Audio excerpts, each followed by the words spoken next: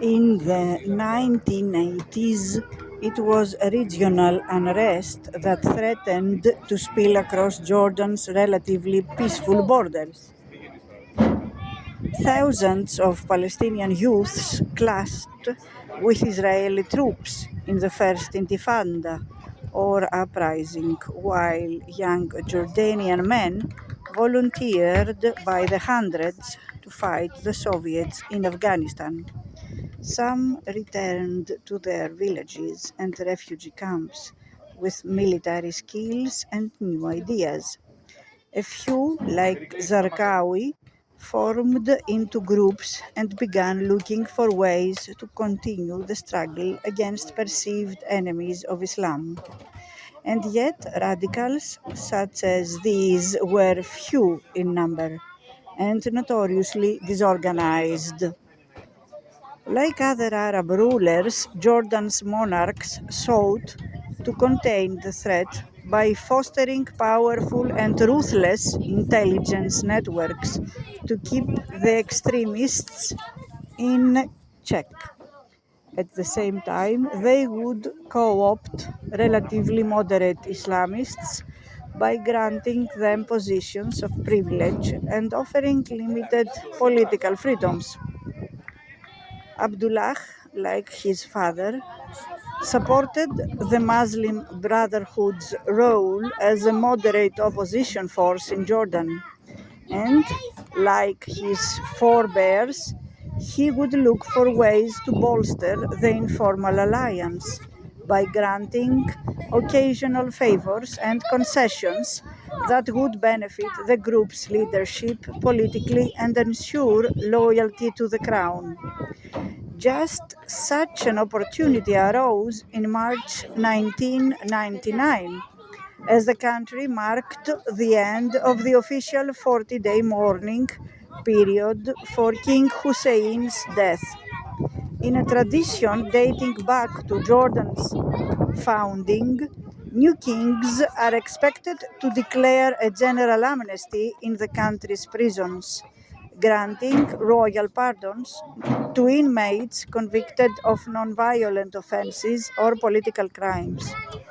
It was a way to clean the slate and score points with important constituencies from the Islamists to powerful East Bank tribes. To ensure the maximum political return, members of parliament were given the task of nominating release-worthy prisoners and drafting the amnesty's legal particulars. Their list quickly grew to 500 names, then 1,000, then 2,000, and still lawmakers pushed for more.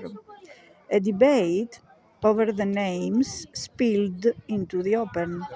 Whereas the new law excluded anyone convicted of a violent crime or terrorism, some lawmakers wanted to free dozens of detainees convicted of draft dodging or of conspiring in attacks against Israelis.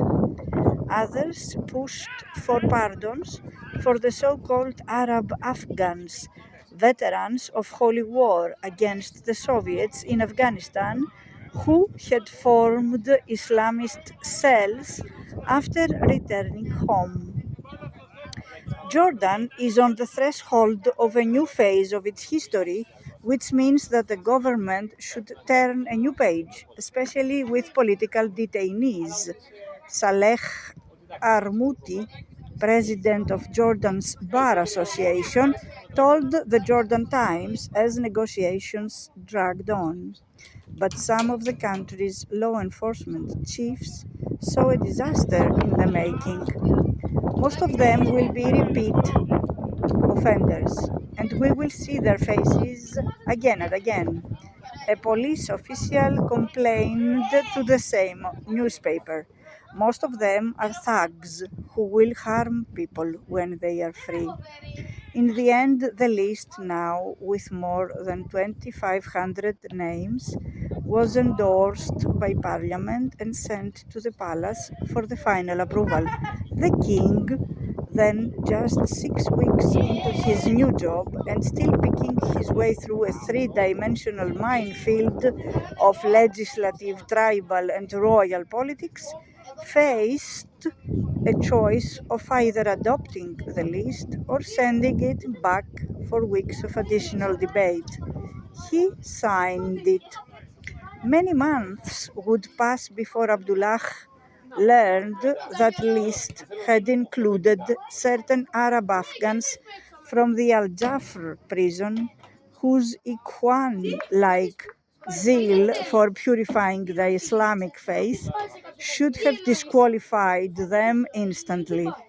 But by that time, the obscure jihadist named Ahmad Fadil al-Kalaileh had become the terrorist Abu Musab al-Zarqawi, and there was nothing a king of Jordan could do but berate his aides in an exasperated but utterly futile pic.